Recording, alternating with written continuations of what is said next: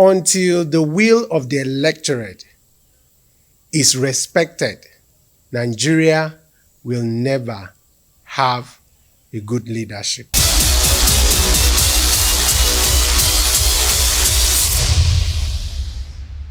There is a village somewhere in Cross River State called Sankola. Sankola is located in Obanleke local government, to be precise. History holds it that Sankola was one of the last villages or the British conquered. They jubilated and they were happy that they have been able to capture Sankola because the Sankola people fought them to a standstill. They resisted them until they used all the might they had to overpower them, and then they conquered Sankola. When the white took over the village, they called on the elders of the village to send all their chiefs, the people they feel can represent them. They should send them to them.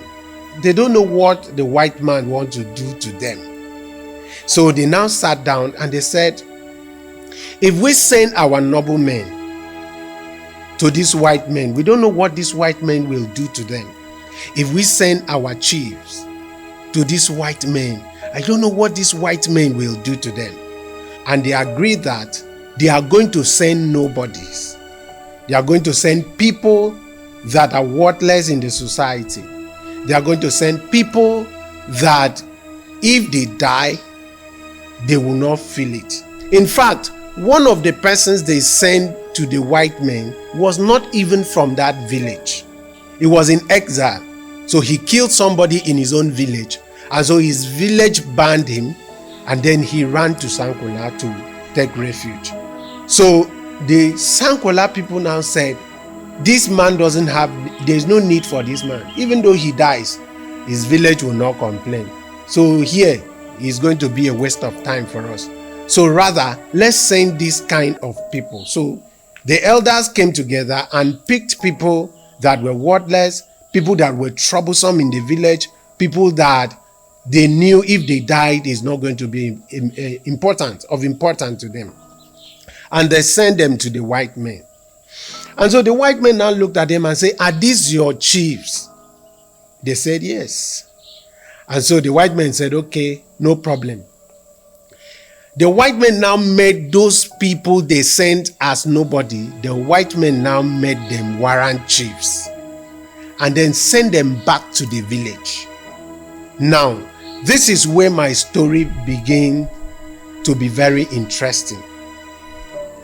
They made them warrant chiefs and sent them back to the same village. These people left the village as nobody, returned with security, returned with the might of the white men, returned with power given to them, bestowed to them by the white men, and then they returned with responsibility that the white men gave to them and said, look, I need you to do this, get tax, and then make remission to us. You are in charge of your village now. And imagine how that scenario will look. They did not have respect for anybody. They did not have respect for the chiefs. They did not have respect for the community. Why? Because it was not the chief that installed them. It was not the elders that installed them. It was the white men that installed them. They need to do everything possible to make sure they remit to the white men. The most important thing I want you to see in this story is that Nigeria is still practicing the warrant chief kind of government. I will tell you why. But before I get to that, let me tell you the havoc these men caused in the village, so you will understand what is happening in the present day Nigeria. When these men came back, they had to remit to the white men. So what they did, people that did not have money to pay tax, they have to sell their land, they have to sell their houses, they have to sell what they have to pay tax to the white men. So if you don't have tax, they will send you to prison. If you don't have what to pay, they will send you to prison. The warrant chiefs, if they like your wife, they will send you to prison and take your wife. If you resist, they will kill you. And some of them, they will tie rope in their hand and tie it to the back until it snaps, as part of the punishment because you have not been able to remit your tax. And some of them, they will tie their hands, tie their legs, and then tie it on the horse and then hit the horse to run. So there were terrible things that were happening in the village because it was the white men that installed them. So the voice of the masses, the voice of the villagers were not important. It doesn't matter how much they cried. Nigeria is about to experience that even in this government that is coming in. I will tell you why. Let's go to the councillorship. As low as councillorship, you've had cases that in the community, a so person wins, and then they will tell you, don't worry, when the chairman comes, announce another person, and it stands. And then you find out in another situation where you have the chairmanship election, and then by the time this one wins, and then the governor came in and announced another person, and that person stands.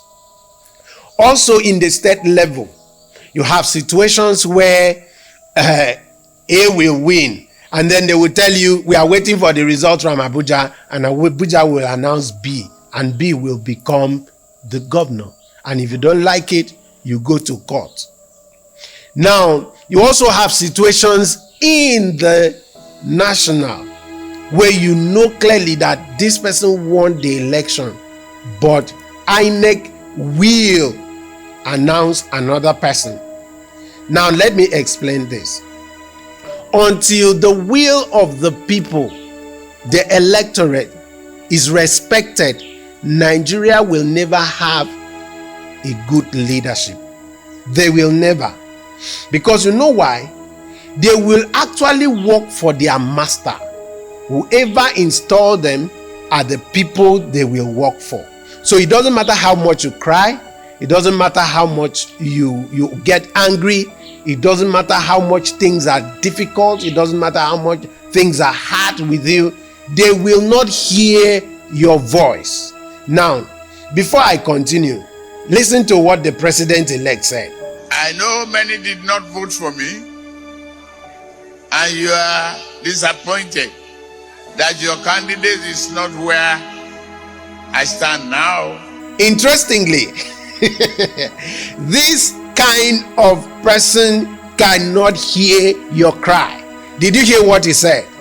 He said, I know a lot of you did not vote for me, and you are surprised that I'm standing here and this was supposed to be where your candidate was supposed to stand. So in other words, he did not believe, he doesn't believe that the masses put him there. So if he have that kind of belief, if he has that kind of belief, it means he's not going to work for the masses for any reason. He's going to make sure he settled all the people that put him there. So Nigeria is still running the warrant chief kind of government. They said, you don't have structure, so we have planted this one here. I single-handedly make the president, I single-handedly make the governor, I single-handedly make this, I single-handedly put this, I single-handedly put that, and that is why those men cannot perform, because they are warrant chiefs and they must make remission to their master. I would like you to tell us what you feel about what I have explained today in the comment section, and if you have any other opinion you want to share, you feel free to share. Until we meet again, this is Leadership Track.